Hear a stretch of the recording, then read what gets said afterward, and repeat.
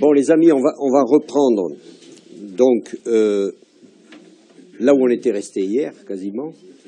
C'est-à-dire qu'on s'aperçoit que beaucoup d'entre vous qui ont suivi des séminaires, je vais dire à droite et à gauche, ou dans le nord, ou dans le sud, finalement, bon, nous, ce qu'on veut, c'est vous donner l'esprit parodontal tel qu'on le pratique, nous. Si vous venez nous voir, nous, plutôt que X et Y ou que Bouchard, eh bien, c'est que vous voulez du GEPI pur cru. Et donc, je suis obligé. S'ils vont voir Bouchard, le message va pas être tout est bon. Tout est bon. Je veux dire, hein. Bouchard est un vrai parodontiste que je classe dans les excellents parodontistes. C'est-à-dire, en France, je pense qu'il est dans le top niveau. Et donc, je veux dire, c'est tout à fait. Mais là, maintenant, on est dans le GEPI. Et je voudrais replacer un petit peu les choses par rapport à ceux qui ont fait des séminaires à droite et à gauche, qui ne sont pas justement des services de paro qui sont aussi orthodoxes que chez Bouchard ou ailleurs. Franchement, le GEPI se classe dans l'orthodoxie de la parodontologie telle que vous pourriez l'entendre à Boston, comme il vous a dit, à Washington. Dans les services de paro. Il y a quelques brebis galeuses entre guillemets, quelques messages complètement différents et franchement, on veut vous montrer que c'est pas la vraie paro, quoi. Qui certains s'apparentent quelquefois un peu au marketing et tout, mais prenez Georges qui a beaucoup voyagé dans les services américains, etc. Vous verrez qu'il a exactement le même langage et vous prenez Bouchard, il aura le même langage également. Vous allez au Congrès européen de parodontologie où tous les pays sont représentés. Voilà. Donc il faut que vous soyez dans les normes pour que lorsque vous fréquentez d'autres congrès de paro, comme l'Europério ou l'American Academy, que je vous conseille beaucoup. Cette année, c'est à... Où ça se passe cette année? C'était à Los Angeles, mais ça a eu lieu Ah oui, ça a eu lieu à Los Angeles, l'année dernière à Miami, etc. Vous allez trouver à chaque fois ce langage, et c'est bien d'avoir ces repères. Alors, je voudrais pour cela vous parler de cet essor de la parodontologie, pour que vous vous mettiez bien dans le bain de tout cela.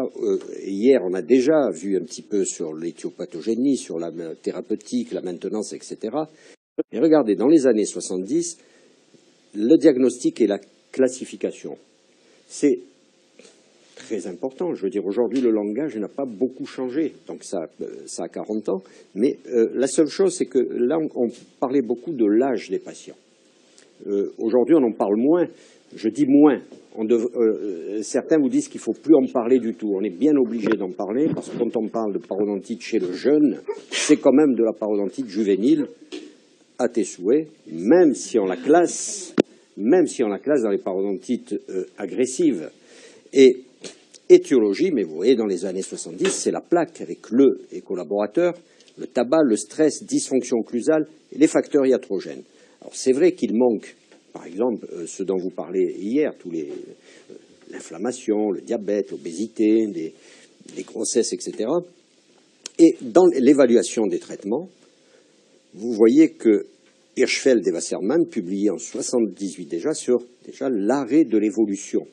L'arrêt de l'évolution ou même simplement diminution, et c'était déjà important de stopper l'évolution d'une maladie parodontale. Et là, les thérapeutiques que l'on pratique aujourd'hui vont tout à fait dans ce sens encore. Bien sûr, on va ajouter la reconstruction, mais ils l'ajoutaient aussi, la reconstruction, à cette époque. Les années 80, les traitements résecteurs qui étaient très utilisés, avec ou sans ostéoplastie, qui ont été beaucoup abandonnés et qui sont revenus ensuite. Hein, vous le verrez, ils sont revenus. Abord associé à des thérapeutiques prothétiques, Niemann, Linde, tout ce qui a été dit sur l'occlusion à ce moment-là, sur les cantilevers, et comparaison des différents types de traitements que l'on trouve dans ces publications qui étaient déjà des genre de revue systématique, si vous voulez, qui permettait finalement d'opter pour telle ou telle thérapeutique.